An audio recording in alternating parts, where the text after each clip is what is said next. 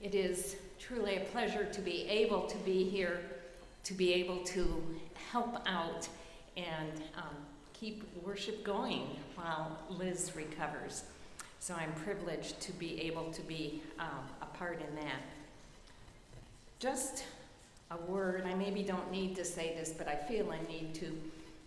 I am having some trouble with my eyes, and I'm in treatment and different drugs, and sometimes I can see and sometimes I can't. So if I'm putting glasses on and off, it's not just nervousness, it's that my eyes might be able to see.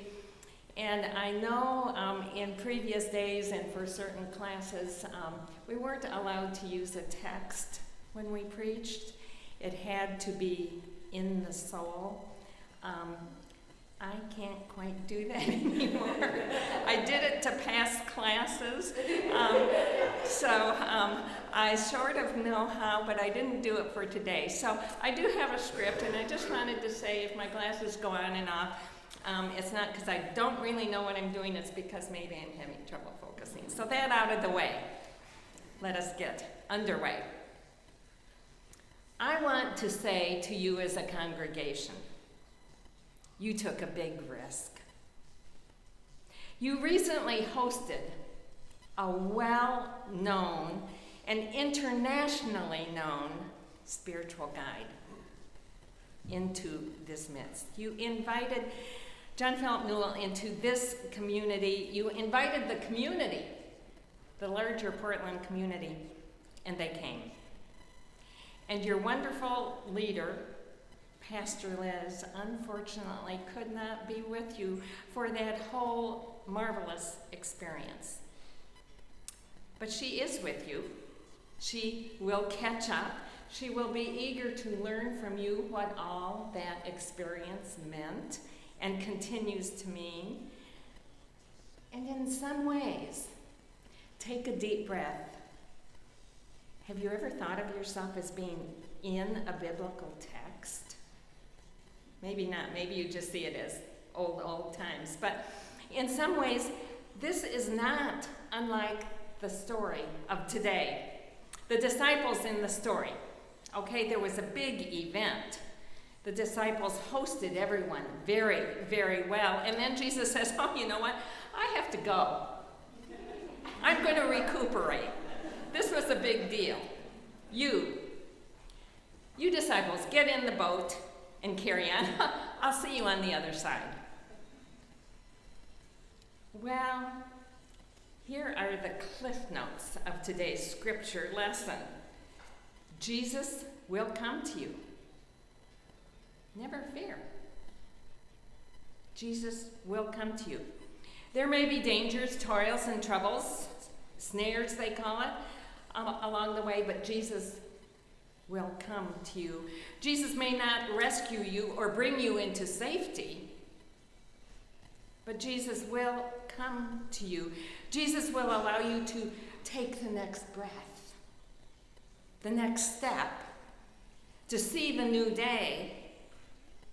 And Jesus will come to you. Jesus may be near or very far away, but Jesus will enable you to breathe, to have courage. Through the ages, God has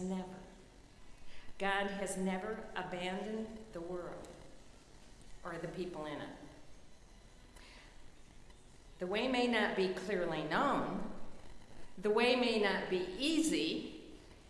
There may be bumps, they call it, along the way. Detours, adaptations may become the norm rather than just extenuating circumstances. This is the mantra for daily living. Jesus will come to you. Say it. Jesus will come to you. And then God will come to you. Say that. God will come to you. It's easy to say. You just said it. Sometimes it's easy to believe. Jesus will come to you. God will come to you. Sometimes it's easy.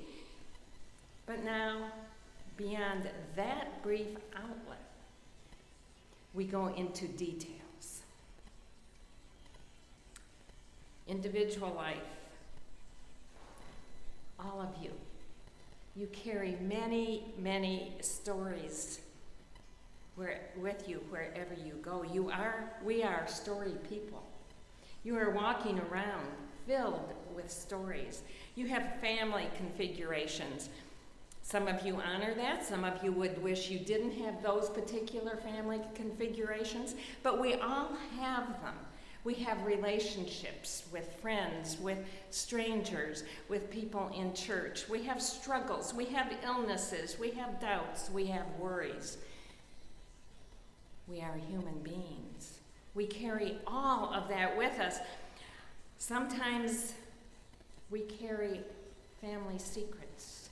Sometimes we carry scenes that we don't want to revisit. We have conversations, relationships that become difficult. Sometimes we have physical problems. I felt the need to tell you of an eye problem I'm having. Sometimes we have illnesses that might be readily shared or discussed. Sometimes we keep them to ourselves because we don't know how others will act. Emotional difficulties, mental health difficulties, drug and alcohol abuse difficulties. It's not so easy to put that out there in the public and say, I'm having trouble, help me, pray for me. Those are not in the acceptable list of trials and tribulations that we share easily. And so we have this collective life. We carry the stories together when we meet. We are storied people. Just look around. How many stories are in this room? Life of stories. And when we gather together, somehow those stories merge. Somehow they can be more acceptable when they do merge, and we can talk about them. And then we wonder what that means. So why did Jesus leave? You know, there was this big miraculous event. They provided food and moral sustenance for people they didn't even know. The crowds came. They appeared out of nowhere.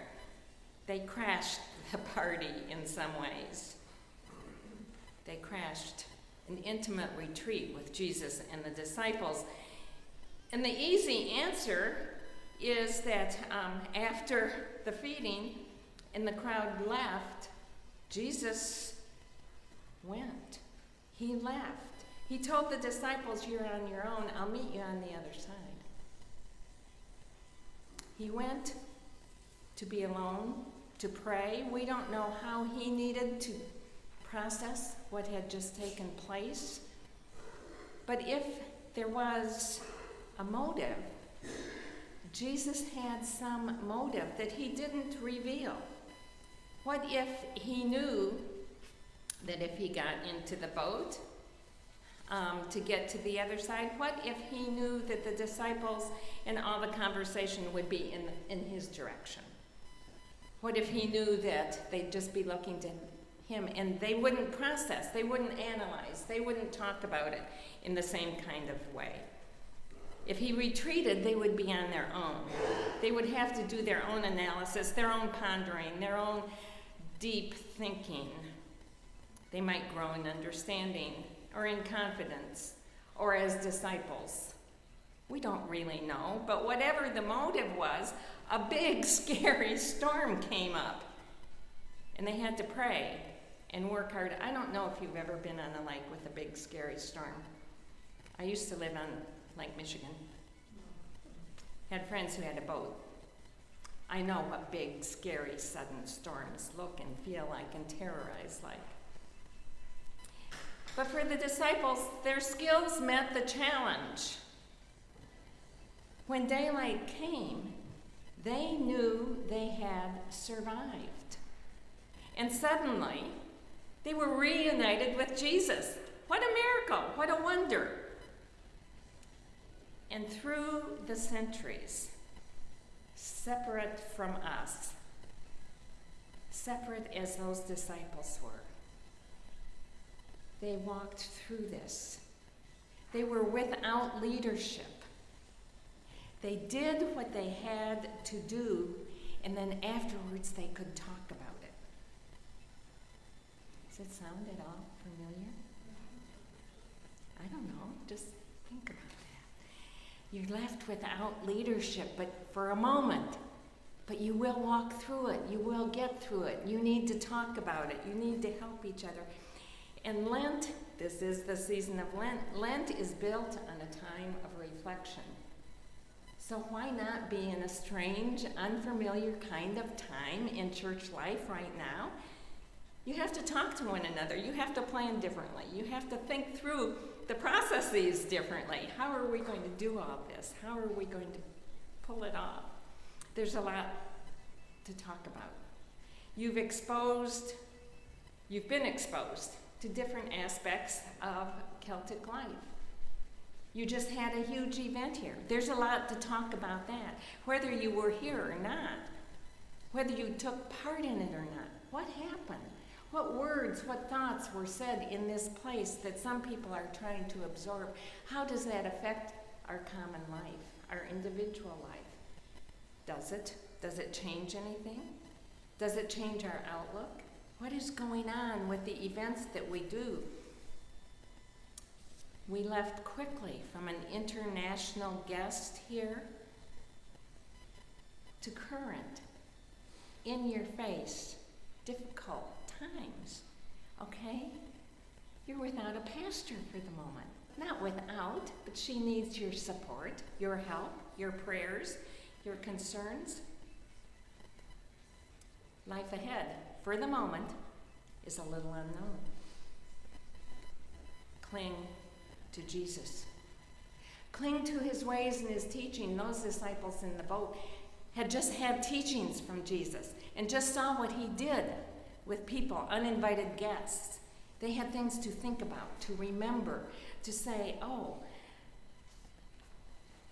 this might impact how we move ahead in today, in this new scene where Jesus just left, and we're in the lake and the storms came up. And remember, whenever we do this, I think it's a hard thing to remember, these were an occupied people. They weren't free like we are to just do. They always had to think of their place in society, what larger storms there might be, larger than maybe we can think about and anticipate. We know what was in the end of those disciples and their closeness to Jesus. We know the storms that gathered around. And yet we look at our own lives, our individual lives, our family life, our church life, our community life. There are some storms around, local, national, international. I don't know. Do you ever watch the news? Listen to the news? There are storms. Some seem pretty fearsome ahead. There are many types of storms, and some have huge impact on the freedoms that we might have, the desires that we want to shape our life around, the way we move forward.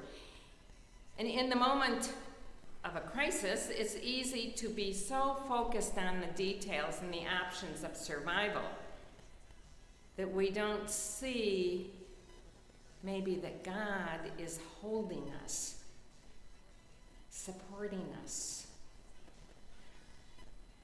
saying we can get through this. And that's why we come together. We need to remind each other that whatever the storms are that we might be walking through, tell each other, share the good news. God is holding us and will see us through. As a church, as a congregation, you've been very, very busy. And I know you handle details of hosting very well. I'm just amazed at how well you know what to do, where to go for help, for the details. And together, 9, 10 people, each use your own expertise. And you did a wonderful event. And suddenly now, there's a new season. We did that. We're in a season. We're in the season of Lent. We're in the season where a pastor needs to recuperate and heal, it's a different time than you thought you might be in. And so now for the rest of Lent, for the days ahead, for the few weeks ahead yet in Lent, what kind of boat are you in? How are you like the disciples on the sea? It might be good flowing water for a while, and then some storms and, I can't say bumps along the way, that's an image of road travel, but sea travel, lake travel, there might be big waves. There might be storms brewing. You look at the sky and it tells you things you don't want to hear maybe. Well, I don't need to tell you that the disciples didn't sit quietly in that boat, especially as the seas got rough. They talked, they shared stories, fears, boasting of getting through other storms. Can you imagine the chatter that went on after the moment of fright, ooh, we are in a storm? You can fill in the details. How did they talk to one another just to hide the fears that they were in? Surely, some of the thoughts about Jesus and his ministry were there. What did Jesus just do?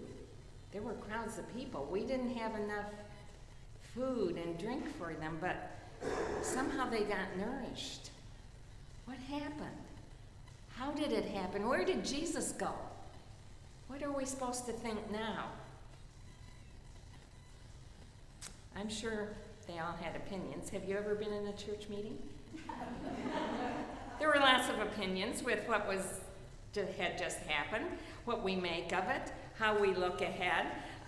They weren't all of just one mind, but they had a story to share and put their own experiences onto that story, mingle it in, and realize they didn't all experience it in exactly the same way because they had different past experiences that they brought to that feeding of the hordes who came. Where did they come from? How did they find this place? Jesus and the disciples had gone to a hideaway, and yet people found them. What if you spent the next few weeks of Lent this year finding a few people to engage in conversation about faith with? You know, we don't talk about faith. It's kind of scary. Number one, we don't know just what to say. We don't know if we'll say the right things or if we'll shock people with some of the thoughts that we have. What if we spent time in conversation? Not only about faith, but about what is church? Why do you come? What keeps you coming back? How do you keep it going? What if we had conversations with people about our own lives, about our church life? There's no right and wrong way to think of, to ponder. Pretend for a few weeks you're in the boat. You're disciples. You've done a good thing. How do you talk about it? How do you talk about Jesus? How do you talk about God? You can talk and ponder. There's no right. There's no wrong. What experiences do you bring not only to that small group, but to this whole congregation? You all come with so much richness of life experiences. Do you share those? Do you reap each other's experiences? Well, Lent is a season, I call it time out. We don't do regular life. We hunker down. We're supposed to be real serious. We're supposed to be somber, maybe. It's slower, supposedly. It's more ponderous than our regular scheduling. You know, we have studies, we have prayer time. The disciples had an eye-opening event. Jesus welcomed the public, uninvited guests. They came, they were hungry, they were thirsty, they were craving recognition and acceptance. And Jesus said, they are welcome here. I know we didn't expect them. But divide up our supplies, nourish them, touch them. Their souls need you. And after you do that, get in the boat. You will have a long trip across the lake. Take care of each other, and I'll see you on the other side. These curt directives to the disciples offer a way forward. They offer vision. What do we do after a big event? We welcomed people. Now what do we do? We're filling in because our pastor needs our help. We have to step up to the plate and do things a little bit differently, but we'll keep it going. So rejoice and be glad, because you know what? You as a congregation, you're not alone. You're not doing this on your own. God was back there helping the disciples as they crossed that lake. God is here to get us through an unexpected period of time. And yet it's Lent. Some of this is not unexpected. It is time to think, to ponder, to share hopes, ideals, dreams. Do you ever do that with one another?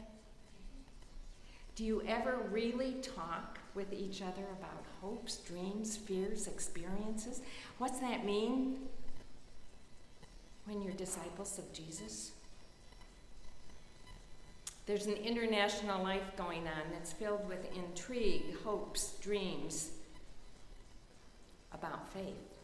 You entered into that with learning about the Celtic world. Keep the discussion going. Keep the conversation going. Keep the learning going. Support each other, not only in your learning, but in your personal lives. You are the church. This is the time out of the calendar year to think, to share. You're in the boat together. What are you going to do? You better talk to one another. This is not a journey that any of us can take alone. We're together because that's the plan. And remember that before the journey had been completed, Jesus arrived. Did you catch that part of it? The whole journey did not go alone. Jesus arrived. Kind of said, "Oh, you ready to continue? Here I am. Oh, you had storms? Oh, well, let's get on with it." God is with this church, with all of you, in this Lenten time of restoration. Hold hands with one another. Hold conversations. Wake up and see how much the disciples of old could do. That means the disciples of today can do. So get in the boat. Journey together. It will be unforgettable, whatever happens.